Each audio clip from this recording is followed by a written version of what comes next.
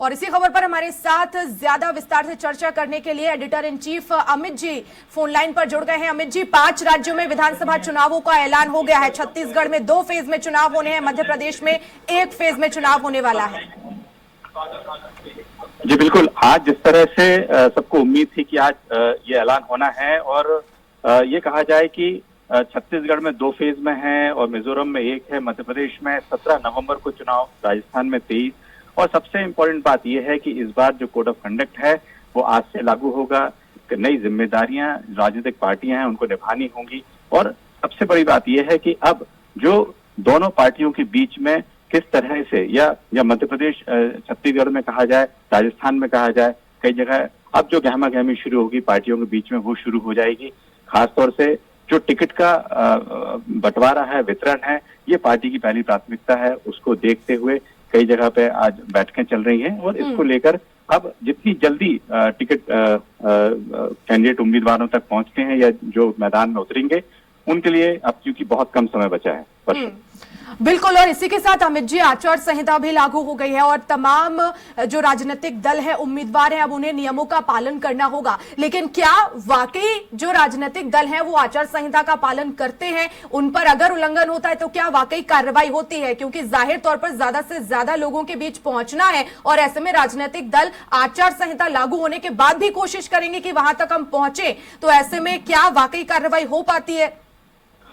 देखिए, बिल्कुल इस तरह से कार्रवाई जैसे कि इस बार बताया भी गया है कि इस बार जिस तरह से कोड ऑफ कंडक्ट लागू होगा उसके बाद चूंकि निगरानी बढ़ गई है बहुत ज्यादा, ये कहे कि सोशल मीडिया से या बाकी चीजों से जो निगरानी बढ़ी है, एक दूसरे पर भी निगरानी रखी जाती है, प्रशासन भी रखता है, दूसरे पार्टी भी एक दूसरे पर निगरानी रखते हैं। इस सबको देखते हुए ये जरूर है इस बार कोड ऑफ कंडक्ट का बिल्कुल सख्ती से पालन किया जाएगा और जो सरकार है, केंद्र सरकार है या बाकी आयोग है, उन सबके जिस तरीके से जो कोड ऑफ कंडक्ट रहेगा उस पर सख्त निगरानी रखेंगे।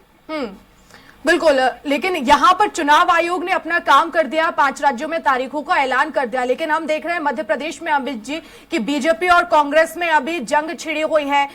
बीजेपी ने 4 जो है वो 3 प्रत्याशियों की सूची जारी कर दी है, लेकिन कांग्रेस में अभी तक जो है पसोपेश है, पेच फंसा हुआ है, लगातार मंथन चल रहा है। देखिए, बिल्कुल ये है कि कांग्रेस इस समय मध्य प्रदेश में विपक्ष में है।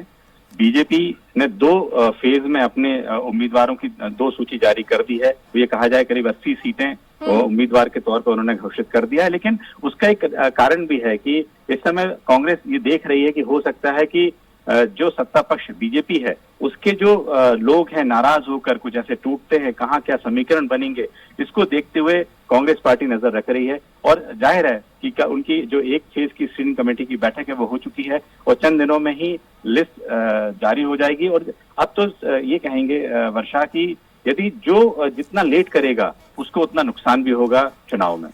बिल्कुल, बहुत शुक्रिया अमित जी हमसे जुड़ने के लिए और विस्तार से जानकारी देने के लिए।